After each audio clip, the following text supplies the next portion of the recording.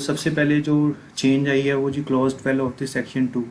Clause 12 deal कर रही है गुड्स की डेफिनेशन में। Goods include every kind of movable property other than actionable claims, money, stock, shares and securities.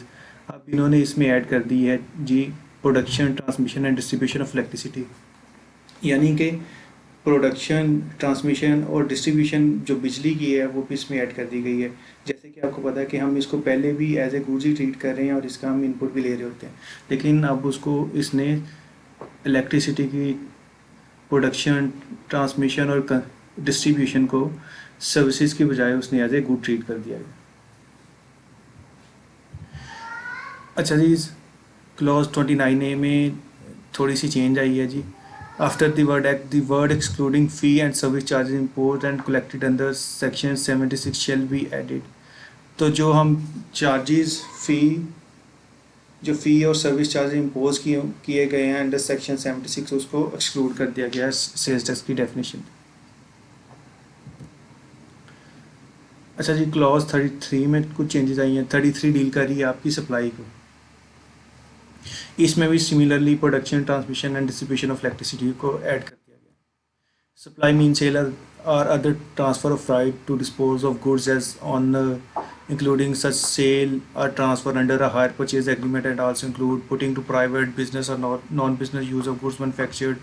Auction है, फिर आपकी possession of taxable goods held immediately before a person ceases to be a registered person, और in case ये आपकी आ जाएगी toll manufacturing in case of manufacture of goods belonging to another person, the transfer or delivery of such goods to the owner of or to a person nominated by him। या आप जैसे आपके पास goods हैं किसी और के पे आप और आप उनको मैन्युफैक्चर कर रहे हैं, तो ये टॉल मैन्युफैक्चरिंग की डेफिनेशन में आ जाएगी। और सिमिलरली इसी तरह ये आपकी सप्लाई की डेफिनेशन में production, transmission and distribution of electricity भी ऐड हो जाएगा। अच्छा जी, क्लॉज 43 ये आपकी डील कर रही है टीयर 1 रिटेलर्स। अच्छा, टीयर 1 रिटेलर्स ऐसे रिटेलर्स हैं who are liable to be registered, जिन्होंने रजिस्टर्ड होना ही होना है irrespective of their turnover and other conditions. अच्छा, क्लॉज 43A में एक नई सब क्लॉज ऐड कर दी गई है जी। A person engage in supply articles of jewellery or part thereof precious metal or of metal clad with precious metal excluding a person whose shop measure 300 square feet in the area or less। अच्छा, अब आपके जो precious metals के जो dealers हैं जैसे jewellers हैं, तो उनको भी टीयर 1 रिटेलर की डेफिनेशन में ऐड कर दिया गया है, प्रोवाइडेड ऐड के जो शॉप का एरिया है वो 300 स्क्वायर फीट से ज़्यादा हो।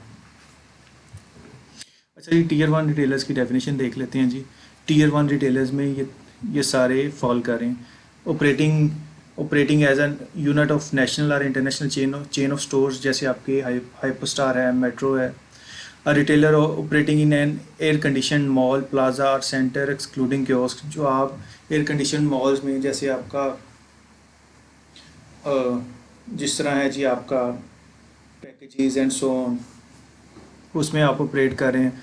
अ retailer whose cumulative electricity bill during the preceding 12 months exceeds 1200,000। ऐसा रिटेलर जिसका पिछले 12 माह का बिल 12 लाख से एक्सीड कर जाए। A wholesaler cum retailer engage in bulk import and supply of consumer goods on wholesale basis to the retailer as well as on retailer basis to the general body of consumer. ऐसा wholesaler और retailer जो bulk import और supply कर रहा हो wholesale basis retailer को और retail basis पे जनरल बॉडी ऑफ कंज्यूमर्स को, यानी एंड कंज्यूमर को। ऐसा रिटेलर जिसकी शॉप जो है जी 1000 स्क्वायर फीट या इससे ज़्यादा की हो, इन case of retailer of furniture, और 2000 square feet in case of retailer of furniture. Other than furniture के रिटेलर्स हैं उसके लिए 1000 स्क्वायर फीट है, और अगर आप फर्नीचर के रिटेलर हैं तो आपकी शॉप की मेजरमेंट जो है वो 2000 स्क्वायर फीट हो।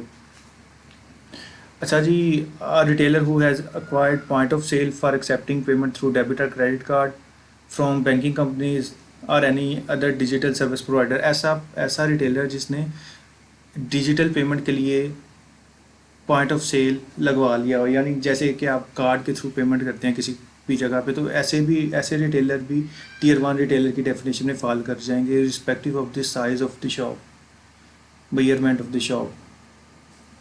अच्छा जी, ऐसे रिटेलर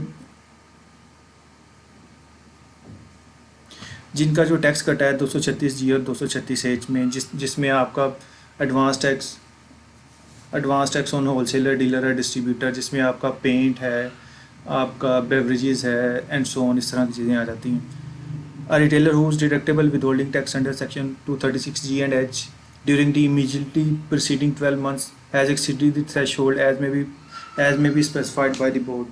तो ये कह रहा है कि ऐसा होलसेलर ऐसा रिटेलर जिसका tax under section 236G and H में इतना कट गया हो कि जिसकी बिहार पे उसको उसकी रजिस्ट्रेशन लाइबल हो जाए, और वो जो अमाउंट है वो भी बोर्ड स्पेसिफाई करेगा, और any other person classes of person as may be specified by the board, और कोई और पर्सन जिसको बोर्ड स्पेसिफाई करे। अच्छा जी, at the end of clause 46 for the expression and expression shall be and therefore the following explanation shall be inserted. Clause 46 deal कर रही है आपकी वैल्यू सप्लाईज को। अच्छा जी, value supply means respect to tax supply the consideration in money including all federal and provincial duties and taxes if any which the supplier receives from this which the supplier receives from the recipient for that supply but excluding the amount of tax। अच्छा जी, value of supply है जिस सारे आपके taxes include हो excluding आपका sales tax. इसमें एक एक्सप्लेनेशन ऐड कर दी गई। It is clarified that the value of supply does not include the amount of subsidy provided by the federal government or provincial government to the electricity consumer and has never been chargeable to tax। अच्छा, उसमें ये कह रहा है कि अगर government कोई subsidy देती है इलेक्ट्रिसिटी पे, तो उस अमाउंट को वैल्यू सप्लाई में ऐड नहीं किया जाएगा। अच्छा जी, सेक्शन 3 डील करता है आपका स्कोप ऑफ टैक्स को। सेक्शन 3 कहता है कि आप पे सेल्स टैक्स सेल्स टैक्स का जनरल रेट है वो है जी एट द रेट ऑफ 3%, और फर्दर टैक्स आपका लगेगा, सॉरी, जनरल रेट है एट द रेट ऑफ 17% और फर्दर टैक्स आप पे चार्ज होगा एट द रेट ऑफ 3%। तो इसमें थोड़ी सी चेंज आई है जी। In subsection 1 after the word registration number the words or he is not an active taxpayer shall be inserted.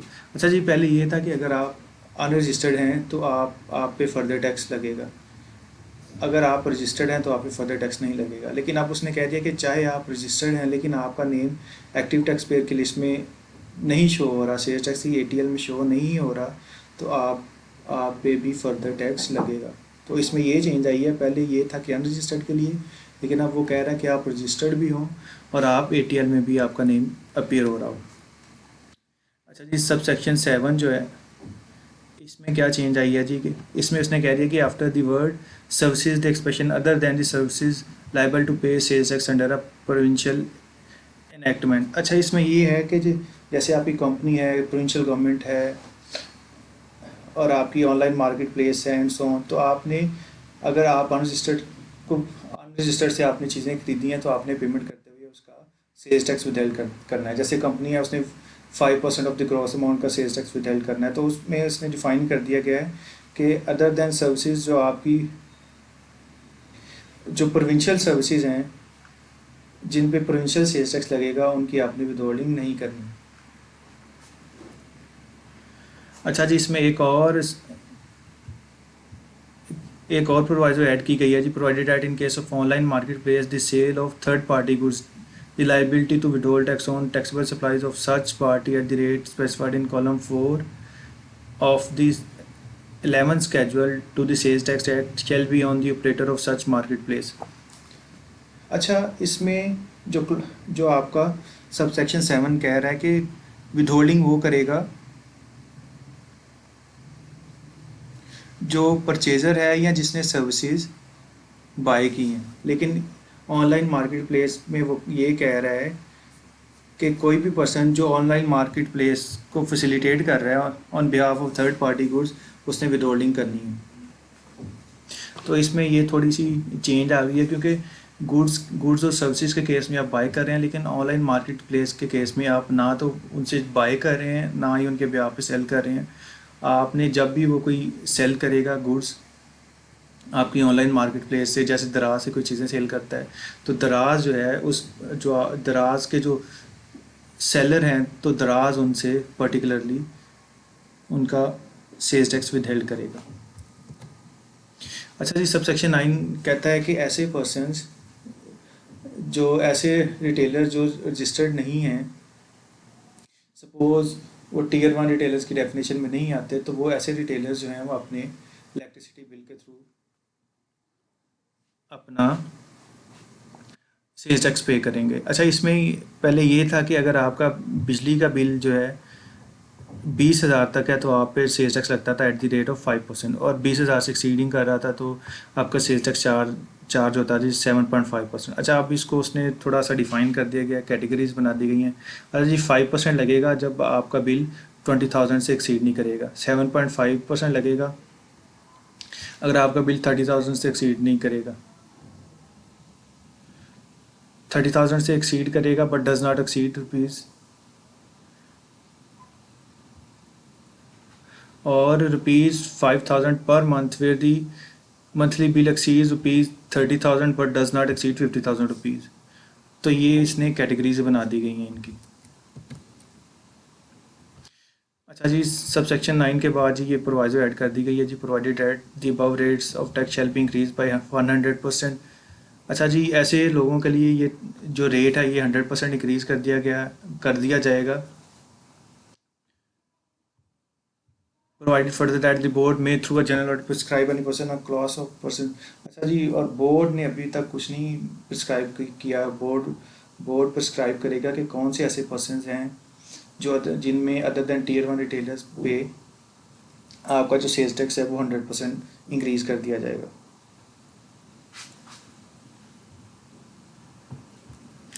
तो ये था आपका जी सेक्शन 3।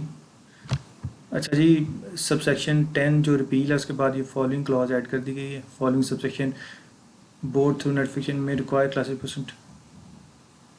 अच्छा जी, बोर्ड प्रिस्क्राइब करेगा कि किन पर्सनस को अपनी पीओएस इंटीग्रेशन करवानी है। अच्छा जी, time and manner of payment section 6 है जी। The federal government may subject to such condition limitation and restriction as it may impose allow payment of tax on instalment basis. अच्छा जी, फेडरल गवर्नमेंट जो है वो टैक्स की जो payment है उसको इंस्टॉलमेंट बेसिस पे अलाउ कर सकती है। इसमें जी ये ऐड किया गया है।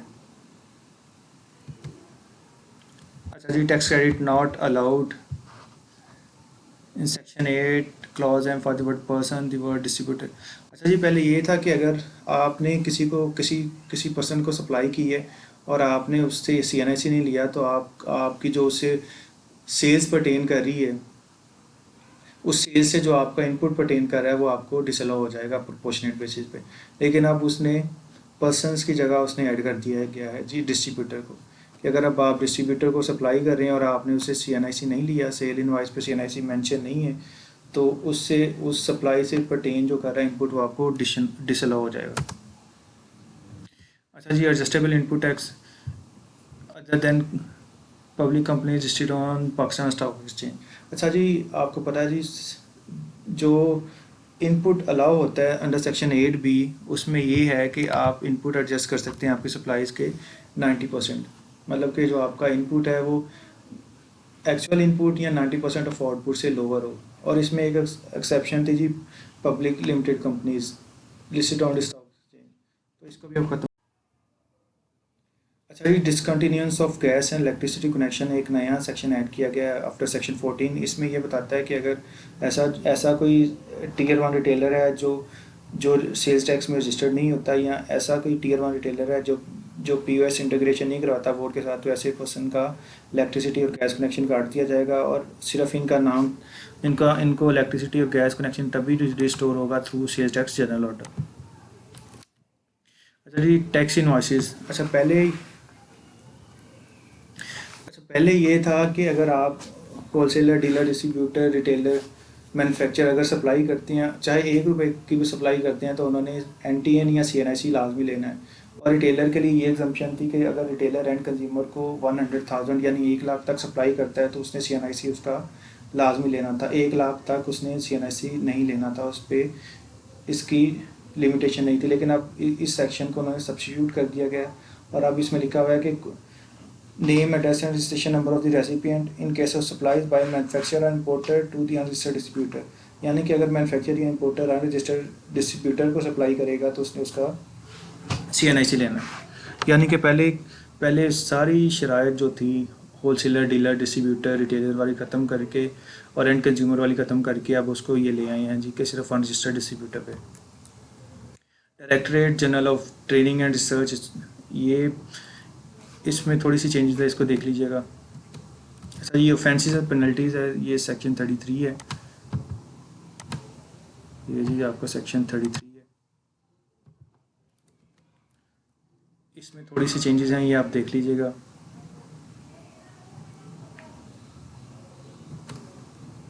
अच्छा जी, एक नया सब सेक्शन ऐड किया गया जी, 25 person who is required to integrate, और वो इंटीग्रेशन नहीं करवाता तो पहली पेनल्टी जो है जी 500,000 रुपीज़ फॉर फर्स्ट डिफ़ॉल्ट, फिर आपकी 1 मिलियन रुपीज़ है after 15 days of the second default और फर्स्ट डिफ़ॉल्ट, देन आपकी 2 million after 15 days of second and 3 million है after 15 days of the third default. 33 है जो आपकी proceeding against authority and persons थी, ये सेक्शन ओमिट कर दिया गया है। अल्टरनेट डिस्प्यूट रेजोल्यूशन जो पहले वाला था उसको सब्स्टिट्यूट कर दिया गया है। अच्छा जी, कॉन्डोनेशन ऑफ टाइम लिमिट, कॉन्डोनेशन में बस थोड़ा सा उसको डिफाइन किया है, थोड़ा सा अलाइन कर दिया है कि after the word may in the beginning at any time before और after the expiry of such time period. Basically condonation of time period का मतलब ये है कि सपोज आपने क्लेम करना था विद इन 180 डेज, आप नहीं क्लेम कर पाए, या आप सॉरी 6 टैक्स पीरियड्स, और आपने क्रेडिट नोट इशू करना था विद इन 180 डेज और आपने ना क्रेडिट नोट इशू किया विद इन 180 डेज, तो आपको उसका आउटपुट डिसअलाउ नहीं होगा। तो इस केस में ये पर्पज़ है कॉन्डोनेशन ऑफ टाइम पीरियड का। यूनिफॉर्म बोर्ड इन ऑफिशियल गजट प्रिस्क्राइब करेगा जी अपने ऑफिसर्स का यूनिफॉर्म। थर्ड स्केजुअल आइटम में आपका जो फर्टिलाइज़र है उसको मिट कर दिया गया है, फर्टिलाइज़र आपका चलाया जाएगा जी एग्जाम, और इस पर सेल्स टैक्स चार्ज नहीं होगा। अच्छा, फिफ्थ स्केजुअल आपका डील करता है ऐसी आइटम्स जिन पे सेल्स टैक्स है at the rate of 0%। Third schedule ऐसी आइटम्स को डील करता है जिन पे सेल्स टैक्स लगता है जी at retail price at the rate of 17%। Fifth schedule भी आपका सेल्स टैक्स है जी 0%। अच्छा जी, फैट फिल्ड मिल्क, इसमें ये चेंज आई है कि जो इसको सब्स्टिट्यूट किया गया है जी fat filled milk PCT heading number 1901.9090। अच्छा, ये जो सब्स्टिट्यूट हो गया था इसको उन्होंने ख़त्म कर दिया, इसको वही सीरियल नंबर 17 वही है, इसको रिवैम्प कर दिया है। Serial number 19 and the existing entries thereto shall be omitted. Serial 19 जो है इसको ख़त्म कर दिया गया जी। सीरियल 19 डिफाइन कर रहा है जी drugs registered under the drugs act or the medicaments as classified under chapter 30 of the first schedule. अच्छा जी, सीरियल नंबर 19 डिफाइन कर रहा है जी आपकी जो फार्मास्यूटिकल गुड्स हैं, मैन्युफैक्चर गुड्स हैं, फार्मास्यूटिकल रॉ मटीरियल था जो आपका पहले ज़ीरो रेटेड था, अब इसको इन्होंने ख़त्म कर दिया गया और अब ये चला गया जी 8 स्केड्यूल में। अब इस पे सेल्स टैक्स चार्ज होगा एट द रेट ऑफ 1% आपकी गुड्स पे भी, सॉरी बाय मैन्युफैक्चर भी और उसके रॉ मटीरियल पे भी। अच्छा जी, एक नया आफ्टर सीरियल नंबर 20 एक नया सीरियल ऐड किया गया जी, सीरियल नंबर 1, जिसमें आप local supply raw material component part and plant and machinery, अगर आप रजिस्टर्ड एक्सपोर्टर को सप्लाई करते हैं जो ऑथोराइज अंदर जी एक्सपोर्ट फैसिलिटेशन स्कीम, तो वो भी ज़ीरो रेटेड हो जाएगा। Six casual part 1 table 1, six casual का टेबल 1 डील करता है जी इंपोर्ट और सप्लाई, यानी कि जो सिक्स कैजुअल टेबल 1 में फॉल कर रहे हैं उनकी इंपोर्ट भी एग्जम्प्ट है और उसकी लोकल सप्लाईज भी एग्जम्प्ट है। अच्छा जी, सीरियल नंबर 13 में ये आपके HS कोड ओमिट कर दिए गए हैं। अच्छा जी, सीरियल नंबर 32 सब्स्टिट्यूट कर दिया गया है और ये इस तरह पढ़ा जाएगा, newspaper and books but excluding brochures leaflets and directories. आपकी न्यूज़ प्रिंट और बुक्स जो हैं वो आपकी एग्जम्प्ट होंगी अदर देन आपके ब्रोशर लीफलेट्स एंड डायरेक्टरीज। अच्छा जी, ये फिर इसमें सीरियल नंबर 45 में HS कोड जो है 9027.800 इसको सब्स्टिट्यूट कर दिया गया और इसकी जगह रिस्पेक्टिव हेडिंग आ जाएगा। अब इसमें फिर आपके 120 जो सीरियल नंबर 120 है डायग्नोस्टिक किट्स और इक्विपमेंट नेमली, इसमें भी आपका HS कोड या कस्टम टैरिफ कोड जो है उसको सब्स्टिट्यूट कर दिया गया। Pesticides and their active ingredients 133 में आपके जनाब ये आपके HS कोड जो हैं उनको सब्स्टिट्यूट कर दिया गया। 137 जो है उसको सब्स्टिट्यूट कर दिया गया और ये इस तरह पढ़ा जाएगा जी, paper weighing 60 grams art paper, printing paper and art card for printing of Holy Quran imported by federal or provincial government and Nashirane Quran as per quota determined by आयोग को। यानी कि जो 60 ग्राम के पेपर्स हैं, प्रिंटिंग पेपर है, art paper है, art card है, जो कुरान मजीद की प्रिंटिंग के लिए गवर्नमेंट इंपोर्ट करे, फेडरल गवर्नमेंट इंपोर्ट करे, प्रोविंशियल करे या नाशरानी कुरान करे। अच्छा जी, after serial number 160 the following new serials shall be inserted. अच्छा जी, 162 के बाद ये फर्दर जो है ये नए सीरियल्स इंसर्ट किए गए हैं 163 में। अच्छा जी, goods imported by various agencies of the United Nations, diplomats, diplomatic missions, ये पहले ख़त्म किया गया था लेकिन अब इसको दोबारा ले आए कि कोई भी आपकी यूनाइटेड नेशंस हैं, डिप्लोमेट्स हैं, डिप्लोमेटिक मिशंस जो हैं, जो वो कोई चीज़ अपना बैगेज कोई भी चीज़ वो इंपोर्ट करें तो वो एग्जम्प्ट है।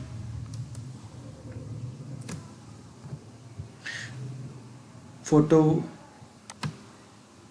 photovoltaic cells whether or not assembled in modules or made up into panels, ये भी आपके एग्जाम्प्ट हैं। Goods imported or donated by hospitals run by non-profit making institutions subject to similar restrictions, limitations, ये आपका ये पहले इसको ओमिट कर दिया गया था लेकिन अब इसको दोबारा ले आए जी। Goods imported by or donated by to hospitals run by non-profit making organizations, इसको अब दोबारा ले आए।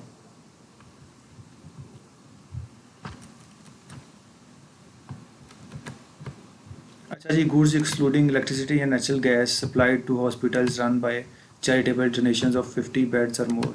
अगर आप इलेक्ट्रिसिटी और नेचुरल गैस के अलावा कोई चीज़ प्रोवाइड करते हैं चैरिटेबल हॉस्पिटल्स को जिनमें जिसकी कैपेसिटी जो है 50 बेड्स और मोर हो तो वो एग्जम्प्ट है। अच्छा जी, goods temporarily imported into Pakistan meant for subsequent exportation. अगर आप कोई गुड्स इंपोर्ट करते हैं टेम्परेली पाकिस्तान में जिसको आपने सब्सिक्वेंटली एक्सपोर्ट करना है तो वो भी आपकी एग्जम्प्ट है। फर्टिलाइज़र 3rd स्केड्यूल से आपके 6th स्केड्यूल पार्ट टेबल 1 में आ गए। ऑयल केक ट्रैक्टर आपका पहले इस पे 5% चार्ज होता था, अंडर 8th स्केड्यूल इस पे आपका एग्जम्प्ट हो गया। आपके बीज ये आपके 8th स्केड्यूल में थे, अब आपके इधर आ गए, इन पे भी आपका सेल्स टैक्स जो है एग्जम्प्ट है, इन पे सेल्स टैक्स आपका ई फॉर एग्जम्प्ट। अच्छा जी, आफ्टर सीरियल नंबर 164, अच्छा जी नया सीरियल ऐड किया गया जी। Machinery equipment and materials imported either for exclusive use within the limits of export processing zone. अगर आप machinery equipment and material import करें एक्सपोर्ट प्रोसेसिंग जोन की लिमिट में तो वो भी आपका एग्जम्प्ट है। अच्छा जी, गुड्स आपने पाकिस्तान में मैन्युफैक्चर की हैं, एक्सपोर्ट कर दी हैं और जो विद इन 1 ईयर जो है आपकी दोबारा आपने इंपोर्ट कर ली हैं विद इन 1 ईयर, ये भी आपके एग्जाम्प्ट हैं। Goods produce or manufactured in and exported from Pakistan which are subsequently imported in Pakistan within 1 year of their exportation.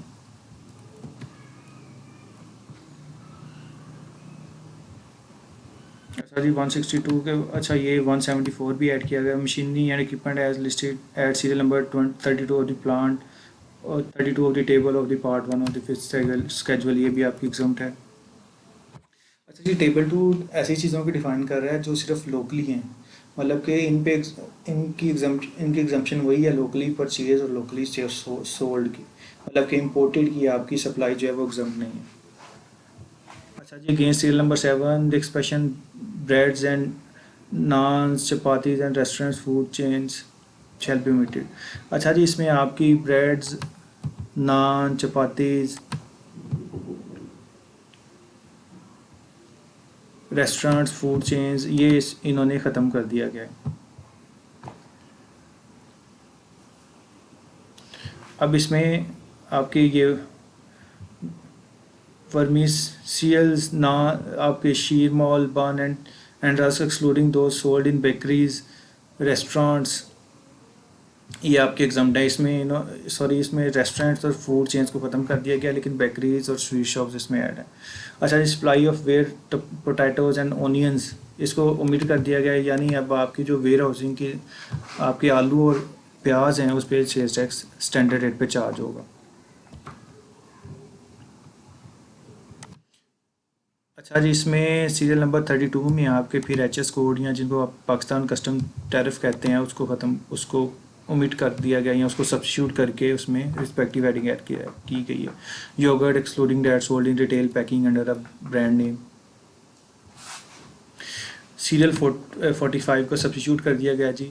Edible vegetable oil including roots and tuber whether fresh frozen और otherwise reserved e g. In cold storage but excluding those bottle और can. अगर आप edible vegetables हैं, roots tuber whether frozen और otherwise reserved but excluding bottle और can, मतलब कि आपकी जो वेजिटेबल्स हैं अदर देन कैंड या बोटल अगर आप सप्लाई करते हैं तो उस पर भी आपको आपका सेल्स टैक्स एग्जम्प्ट है, नहीं चार्ज होगा। अच्छा जी, सीरियल नंबर 51 के बाद ये नए सीरियल्स ऐड किए गए हैं।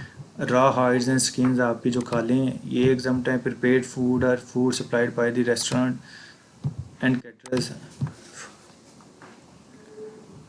अच्छा जी, पका पकाया खाना या फूड स्टफ जो है वो रेस्टोरेंट या कैटरर्स प्रोवाइड करे तो वो एग्जम्प्ट है। All types of breads naan and chapatis, ये हम इसको पहले भी देख चुके हैं, इसको भी इन्होंने ख़त्म कर दिया गया है इरिस्पेक्टिव ऑफ कि आप रेस्टोरेंट में सेल करें, बेकरी में सेल करें, आप इसको ऐसे किसी टीयर 1 रिटेलर शॉप से सेल करें।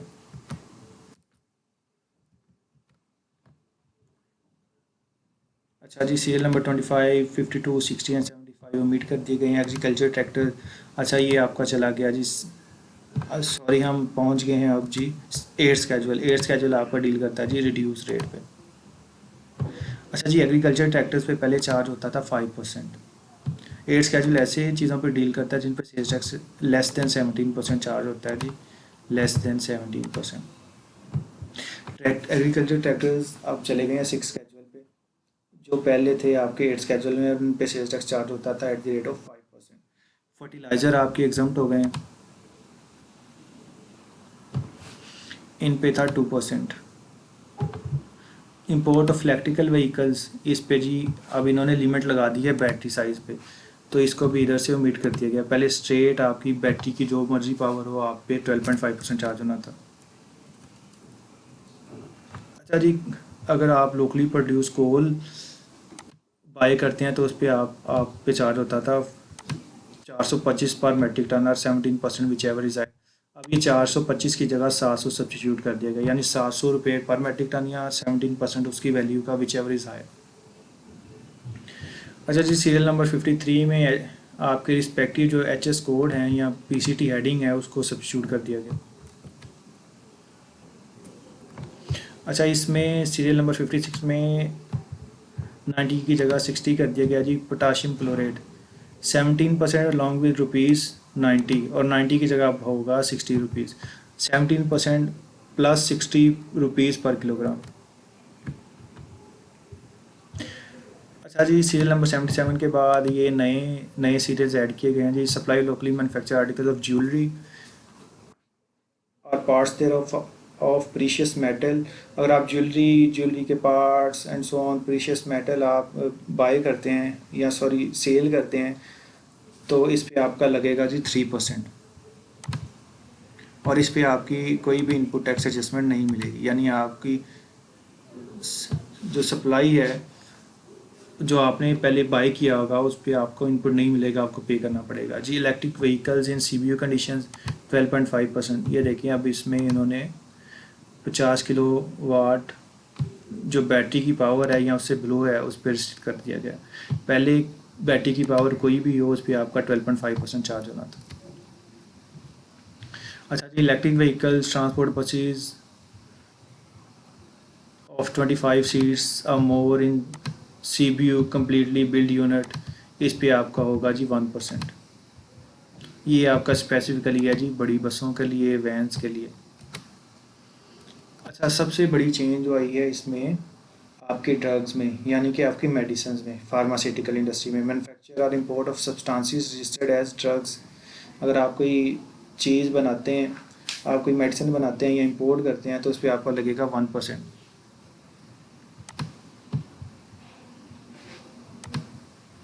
अच्छा जी, इसमें टैक्स आपने चार्ज करना है या इंपोर्टर ने चार्ज करना है, डिपॉजिट करना है, और ये फाइनल डिस्चार्ज होगा जो 1% है, और आपको इस पे इनपुट नहीं मिलेगा जो 1% आप इसके रॉ मटेरियल पे भी 1% है उसका आपको इनपुट नहीं मिलेगा। अच्छा जी, serial number 82, active pharmaceutical ingredients excluding excipients for manufacture of drugs registered under the drugs act 1976 or raw material for the basic manufacture of pharmaceutical active ingredients. अगर आप कोई फार्मास्यूटिकल बनाने के लिए, फार्मास्यूटिकल गुड्स बनाने के लिए, मेडिसिन बनाने के लिए रॉ मटेरियल ख़रीदते हैं तो उस पर भी आपका लगेगा 1%। उस पर ये कंडीशंस हैं एंड सो ऑन, उस पर इनपुट एडजस्टमेंट नहीं मिलेगी। अच्छा जी, 11 स्केड्यूल आपका डील करता है जी विद होल्डिंग को। मतलब कि अगर आपने अनरजिस्टर्ड पर्सन से कोई बाइंग की है, who is liable to be registered, तो आपने पेमेंट करते हुए उसकी विद होल्डिंग करनी है। तो उसमें पहले ये था कि कंपनीज़ ने 5% of the gross amount with hold करनी है। अब कंपनीज़ की डेफिनेशन में एक्सक्लूडिंग एक्सपोर्टिंग सर्जिकल इंस्ट्रूमेंट, ऐसी कंपनीज जो सर्जिकल इंस्ट्रूमेंट एक्सपोर्ट कर रही हैं, अब वो विद होल्डिंग एजेंट नहीं है। अच्छा जी, ऑनलाइन मार्केट प्लेस में जो ऑनलाइन मार्केट प्लेस है और उससे कोई पर्सन चीज़ें बेच रहा है, तो जो पर्सन चीज़ें बेच रहा है उसकी ऑनलाइन मार्केट प्लेस ने विद होल्डिंग करनी थी एट द रेट ऑफ 2%, उसको अब उन्होंने 2% के बजाय 1% सब्सिट्यूट कर दिया है। अच्छा, 12 स्केड्यूल आपका डील करता है वैल्यू एडिशन को। जो वैट है वो आपका चार्ज होता है जी at the rate of 3% on imported items. अगर आप कोई फिनिश गुड्स इंपोर्ट कर रहे हो तो आपका उस पर 3% चार्ज होगा। उसमें कुछ एक्सक्लूजन्स भी थी। एक एक्सक्लूजन उसमें ये थी कि value addition tax shall not be charged on raw material and intermediary goods imported by manufacturer for in-house consumption। कि मैन्युफैक्चर इन हाउस कंजम्पशन के लिए कुछ चीज़ें खरीदेगा रॉ मटेरियल या इंटरमीडियरी गुड्स, तो उस पर 3% वैल्यू एडिशन चार्ज नहीं होगा। लेकिन अब उसने बता दिया है कि आप अगर आप कंप्रेसर स्क्रैप खरीदें, मोटर स्क्रैप खरीदें या कॉपर केबल कटिंग स्क्रैप खरीदें even as a raw material, तो इस पर भी आपको वैल्यू एडिशन चार्ज होगा। थैंक यू जी, thank you so much. Kindly page को सब्सक्राइब, यूट्यूब चैनल को सब्सक्राइब कर दीजिए।